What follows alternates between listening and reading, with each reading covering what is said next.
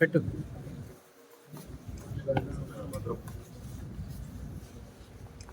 ఇలా ఒక్కొక్కరికి చుట్టుపోతే టైం సరిపోతుంది.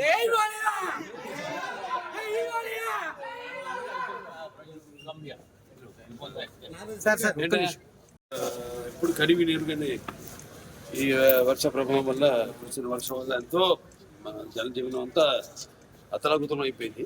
ఇక్కడ ఈ ప్రాంతం అంతా కూడా విజయవాడ గుంటూరు.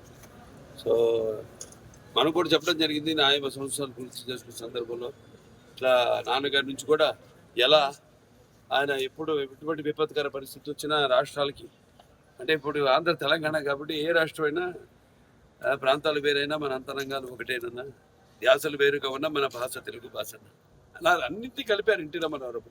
ఒక ప్రాంతానికి ఆపత్తి వస్తే ఇంకో ప్రాంతం వాడిని దాంట్లో భాగస్వాములు చేయడం, అదే ఇదంతా అంతా ఒకటే, ఒక ఉమ్మడి కుటుంబం, వసుదైక కుటుంబం, అంతా అన్నదమ్ములం అన్న అందరిని ప్రభావితం చేసి వాళ్ళని అందరినీ ఆదుకునేలా, అలాగే మేము కళాకారులు ఆయన్నే ఆదర్శంగా తీసుకుని అప్పటి నుంచి అంటే నేషనల్ డిఫెన్స్ ఫండ్ కానివ్వండి, లేకపోతే మన ఉప్పెన కానివ్వండి దివిసీమలో, లేకపోతే మన వేరే రాయలసీమ క్షామ నివారణ కోసం అయితేనేమి ఆయన అప్పుడు జోలి బట్టి మిగతా ప్రాంతాలన్నీ తిరిగి ఆయన అడుక్కోవడం జరిగింది డబ్బు.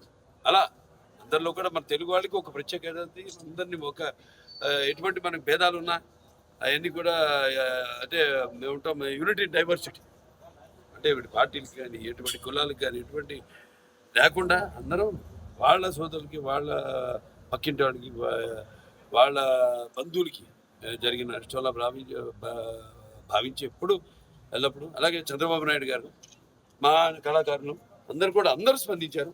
వాళ్ళ సిద్ధు చంద్రబాబు గారు అయితేనేమి, లేకపోతే బ్రో విశ్వసేన్ గారు అయితేనేమి, అలా చాలామంది నటులు ఎవరికి వాళ్ళు షూటింగ్లో వాళ్ళ పనులు ఉంటారు. ఇప్పుడు మాకు ఖాళీ దొరికింది కాబట్టి ఒక్కరోజు వచ్చేసి, ఎందుకంటే ఇప్పుడు అనౌన్స్ చేసి చాలా రోజులైంది, వచ్చేసి మా సహాయార్థం ప్రజలకి ఇక్కడ బాధితులకి ఈ యొక్క సీఎం రిలీఫ్ ఫండ్కి ఏదైతే వచ్చింది మేము అనౌన్స్ చేసామో అది ఇవ్వడానికి వచ్చాం. అలాగే చాలామంది కూడా ప్రభావితులయ్యి వాళ్ళు అనౌన్స్ చేయడం జరిగింది. వాళ్ళు తిరిగి సమయంలో వాళ్ళు వచ్చి తప్పకుండా వాళ్ళు ఇచ్చి పెడతారు. వాళ్ళు ఏదైతే ఇద్దామనుకున్నారో, ఏదైతే వాళ్ళు ప్రకటన చేశారు.